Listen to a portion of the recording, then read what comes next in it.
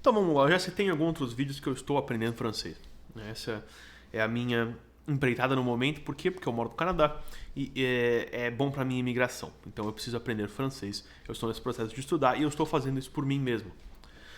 Sozinho, né? Eu estou estudando sozinho, aprendendo francês sozinho, né? O máximo que eu conseguir. Óbvio que eventualmente eu vou precisar de alguma ajuda, mas eu quero falar nesse vídeo sobre como eu estou usando livros para aprender uma língua nova. Isso eu não acho que se aplique só a francês, óbvio, porque se eu parar realmente para pensar, foi mais ou menos como eu também aprendi inglês. E hoje é evidente que funcionou, porque hoje eu passo 99% do meu dia falando inglês, certo? Então, eu quero dar algumas dicas, né? Falar um pouco sobre a lógica, falar um pouco sobre o porquê que funciona e dar algumas dicas de como você pode usar livros para aprender um novo idioma, beleza? Então, sejam bem-vindos. Existe uma teoria, né? Por muito tempo foi estudado isso, né? As pessoas geralmente elas só se matriculam na escola de inglês, alguma coisa assim, e elas começam a fazer as aulinhas dela do inglês, espanhol e física, tá ligado?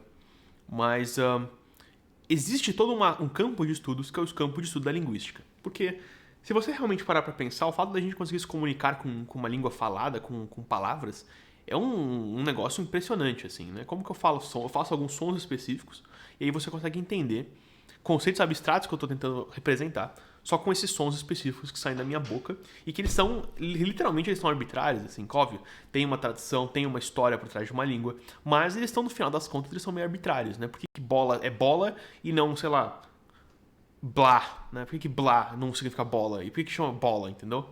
É uma loucura. Eu falo bola, você sabe o que eu tô falando, sabe? Então existe todo um campo de estudo da linguística, de como a gente aprende línguas, de como as línguas funcionam. E existe um dos mais influentes do último século, assim, eu diria, do mais influente do mundo recente. Eu também não sou muito conhecido desse assunto. Eu tenho uma ideia bem superficial, que é só o que eu aprendi para aprender língua melhor. Que é um cara chamado Stephen Krasher, alguma porra assim. E ele escreve uma teoria, que é a teoria do Comprehensible Input. Ou seja, do input compreensivo. Essa seria a tradução literal, né? O que isso significa? O que ele estuda, né? O que as pessoas faziam? Elas iam lá e decoravam regrinha de gramática, ficavam decorando palavras, aprendiam a decorar frases, né? E eram anos e anos e anos para você aprender uma língua, da forma como que sempre foi feita. Né? E o que ele começa a estudar? Qual que é a tese dele?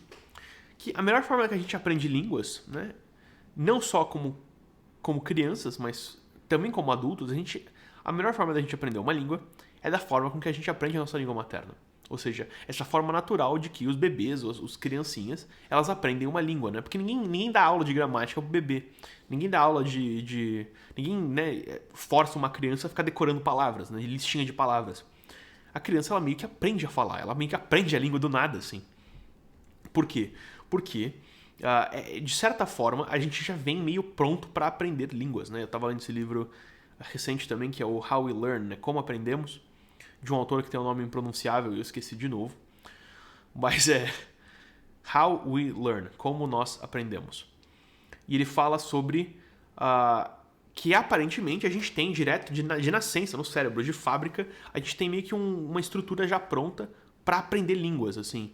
Então, quando a gente nasce, é meio como se a gente já meio que soubesse todas as línguas que podem existir, né? Todas as possibilidades linguísticas que podem ter, e a gente só vai aprendendo elas, a gente só observa o mundo ao nosso redor e sintetiza uma daquelas coisas e de fato aprende uma das línguas que vai ser a nossa língua materna. Né? Então, esse comprehensible input, ele basicamente se resume em você, antes de tentar aprender gramática, antes de tentar aprender regra, antes de ficar tentando decorar as coisas, é você consumir o máximo possível que você pode naquela língua. E é aí que a leitura entra muito importante, né? Não só isso, mas também existe um outro princípio do aprender a aprender, do meta-aprendizado, que é o engajamento ativo. Então, se é muito fácil, você lembra menos. Basicamente, esse é o resumo rápido em uma frase. Se uma coisa é muito fácil, você não vai lembrar dela. Se uma coisa exige uma certa dificuldade, um certo esforço do seu lado, você vai lembrar melhor, né? Então, eu simplesmente virar e falar assim, essa palavra aqui, sei lá, ball, significa bola. Beleza, tá bom. Daqui a 10 minutos, se você não fala inglês, daqui a 10 minutos você vai esquecer do que eu falei, né?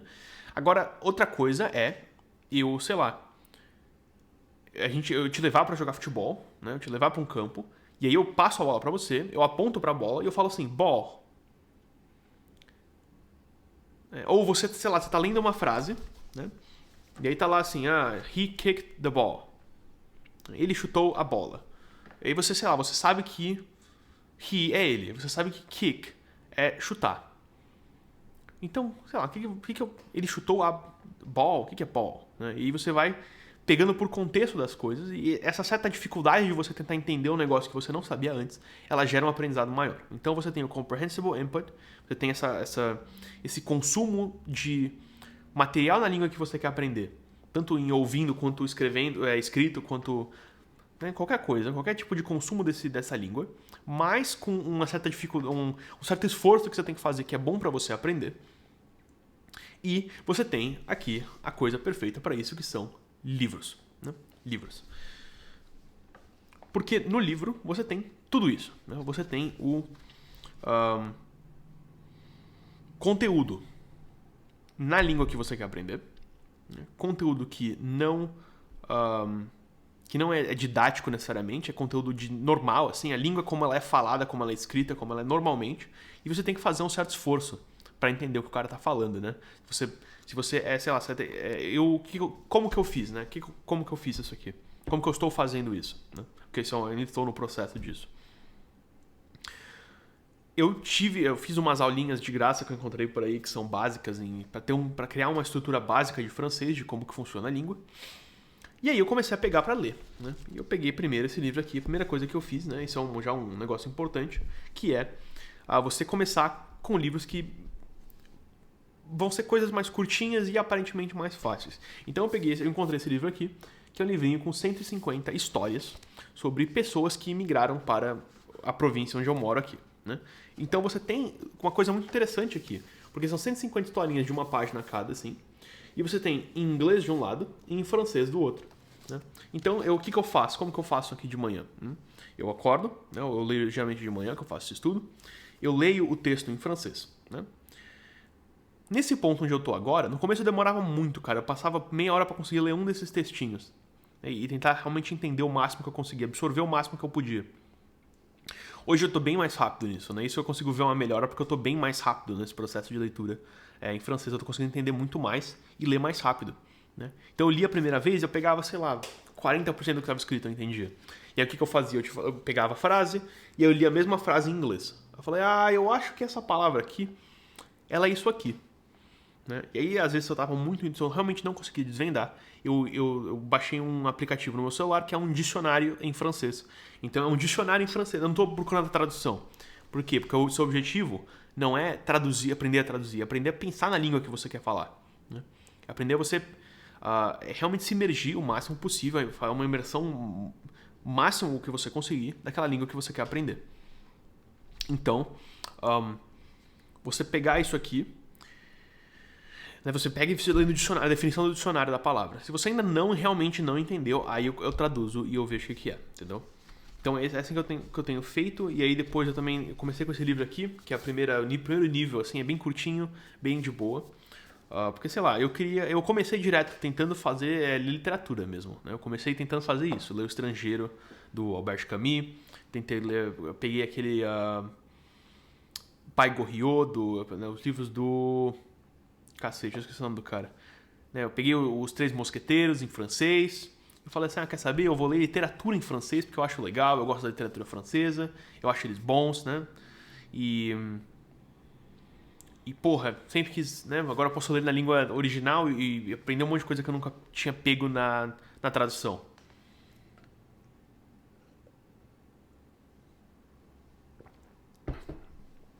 Eu não consegui. Eu não consegui, cara. Eu não consegui. Eu li, eu falava, cacete, eu não entendi porra nenhuma do que tá escrito aqui. Então eu tive que dar um passo pra trás e pra uma coisa mais simples. Então isso aqui é um livrinho que eles são historinhas curtinhas. Então ele é bom, por quê? Porque é curtinho, ele é simples, ele tem a tradução do lado em inglês. Então eu entendo. Vou colocar de volta aqui. E o outro que eu comecei agora, essa semana, por quê? Porque é importante você ir variando. Eu não terminei aquele, mas eu falo assim, eu acho que eu tô me acostumando com o jeito que eles estão escrevendo aqui. Eu tenho que variar um pouco, então eu tenho esse outro livro aqui, que é o Panorama de la France Moderne. Esse aqui é um livro que eu achei... Ó, tô chique, falando com sotaque. Cara, esse é um livro dos anos 70. E eu achei, junto com aquele outro ali, eu achei numa livraria aleatória, numa cidadezinha do interior aqui. E eu paguei, tipo, 10... Eu paguei 8 conto nesse livro, 8 dólares nesse livro aqui, tá aqui no cantinho. Paguei 8 mangos nesse livro. E é um livro grande, grosso, ele tem aquele cheiro de livro velho, porque ele é dos anos 70. E, basicamente, ele é um livro que ele é feito para estudantes. Ele foi feito para... Ele fala o quê?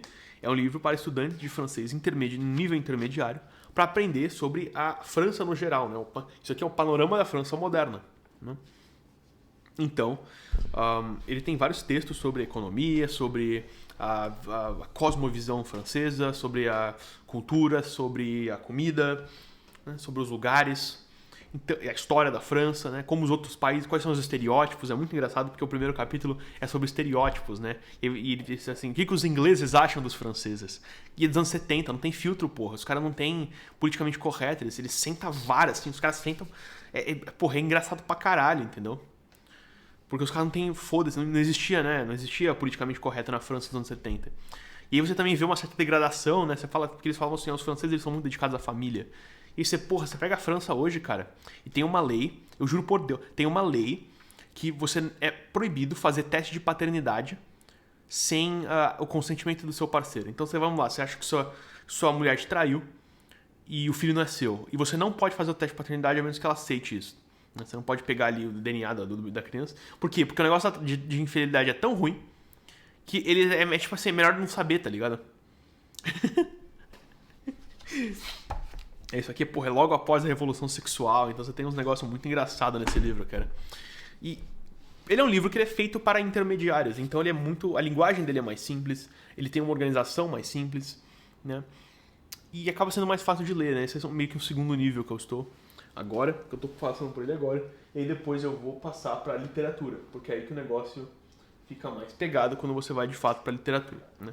Então, às vezes, o que eu faço também? Eu tenho um marca-texto, eu vou grifando as palavras que eu realmente não consegui entender pelo contexto. E aí eu vou indo devagarzinho, né? É o tipo de coisa que você faz meio sem pressa. Você vai fazendo pra aprender. Você não tá fazendo realmente pra ler o livro. Você tá fazendo pra aprender uma língua, né? Essa é uma diferença importante. E aí, só pra encerrar aqui, eu queria falar sobre os problemas desse método. E como que eu contorno esses problemas, né?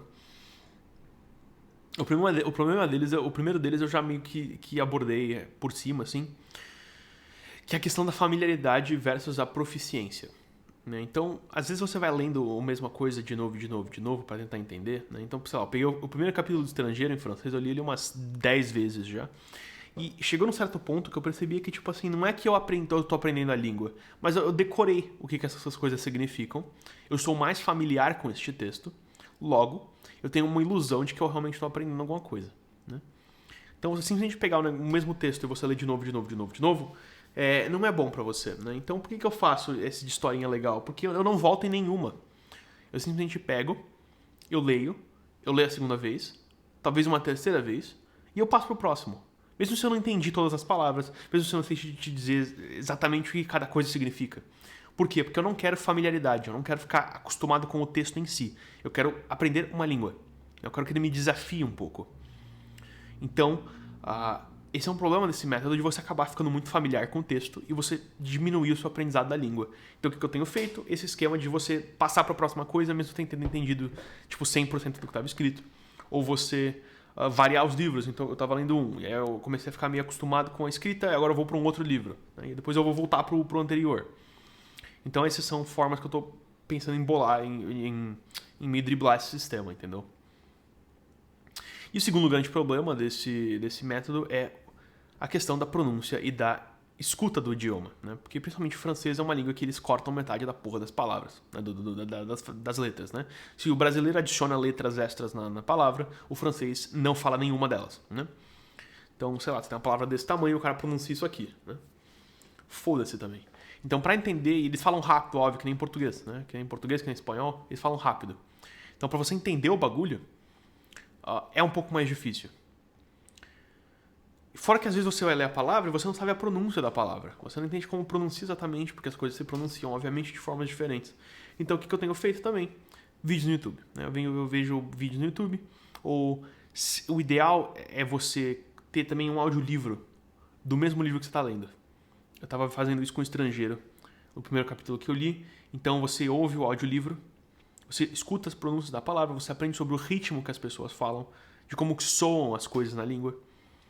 E ao mesmo tempo você está absorvendo ali o texto em escrito. Né? Então a escuta é uma parte difícil, porque você tem que se acostumar a identificar essas palavras do jeito que as pessoas falam naturalmente.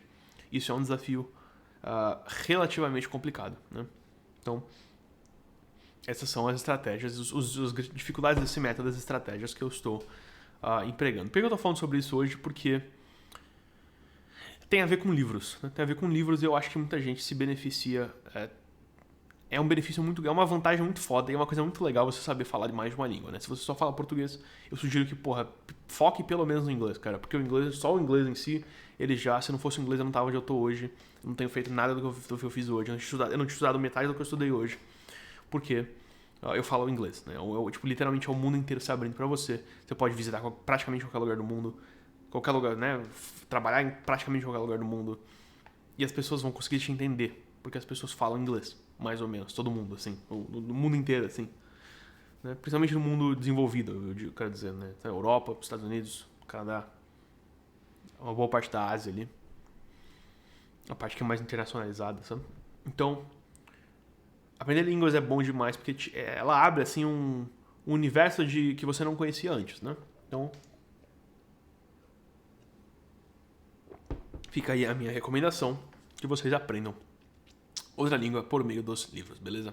Então, se você gostou, se inscreve. E se você quer ajuda para ler todos os dias, você tem dificuldade com criar esse hábito, eu tenho o meu curso aqui embaixo, que eu vou te ensinar a criar o hábito da leitura. Eu vou te ensinar só as coisas que funcionaram para mim. E né, na prática de verdade, para ter uma rotina ocupada e mesmo assim conseguir ler todos os dias, beleza? Então, até a próxima aí, fiquem com Deus. Beijão, tchau.